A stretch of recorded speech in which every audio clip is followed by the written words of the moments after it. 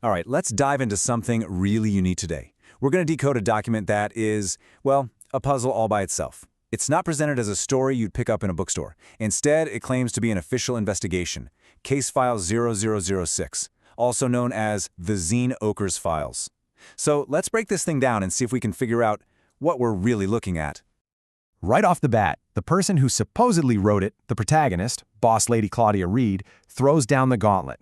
This ain't a novel, she says. This is the actual case file.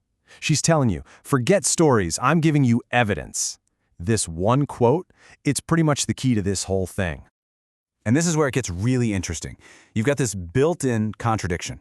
On one hand, you have the standard legal disclaimer, this is a work of fiction, you know the drill.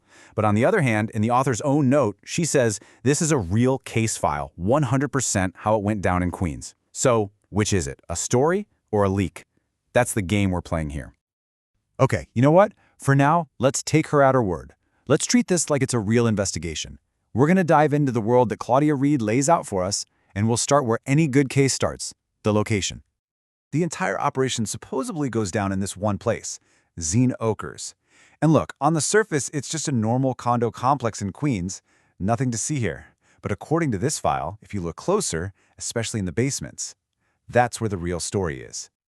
So we've got the location, but what exactly is supposedly happening behind those doors at Xen Oakers? This is where we get into the mission briefing and the wild conspiracy they're hired to unravel. And listen to this, it's not just one little crime, it's a whole system. The file alleges they're using weaponized rats. Yeah, you heard me, rats, to drive people out of their homes. Then new tenants move in, paying with mysterious cash. And those basements, they're supposedly being turned into full-blown armories. We're talking bombs, guns, even missiles, all being laundered through a real estate company. It is a wild, wild operation. So who's the guy at the top? Meet Victor Millo. The file calls him the ghost who owns half of Queens.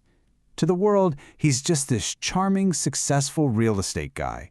But behind that public image, the file paints him as the meticulous mastermind pulling every single string of this whole criminal enterprise. And every mastermind needs a firewall, right? For Victor, that's Shana Pryzko. She's the perfect front, the friendly, all-American property manager who keeps the residents happy. Meanwhile, she's allegedly signing off on illegal work orders and, crucially, wiping the security footage every single night. She's what makes the whole thing look legit from the outside. So you've got this incredibly dangerous, well-protected operation. How in the world do you even begin to take it apart? Well, the file shifts gears here, from the problem to the solution. Claudia Reid's handpicked crew and their plan to get inside Xen Oakers.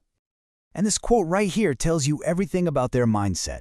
This isn't some official, by-the-books mission. It's a Queens thing. And as the boss lady says, that means they play by a whole different set of rules. So here's the crew she puts together. You've got Claudia herself, the boss lady. She's the brains. Then there's Rex Trexler, the muscle and the charmer.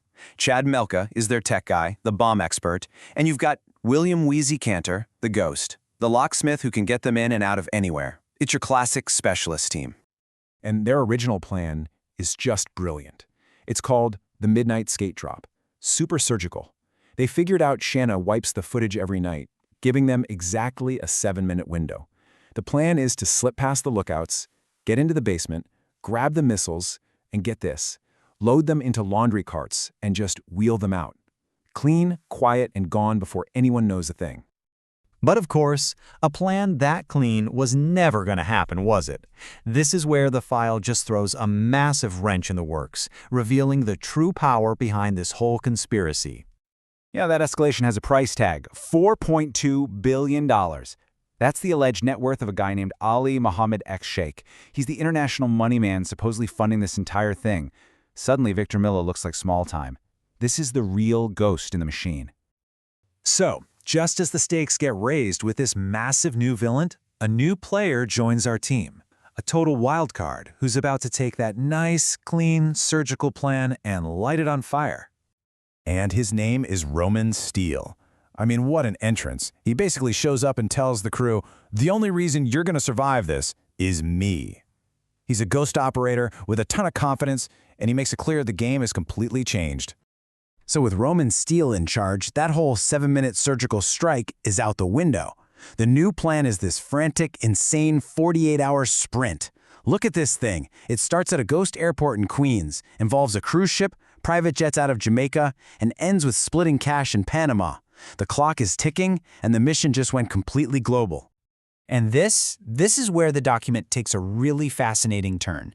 It kind of pulls back from all the action, and it starts talking about an endgame that has nothing to do with the mission at all. And a personal note, Claudia Reid directly addresses the Bollywood superstar Salman Khan, inviting him to Queens to star in a movie version of her story.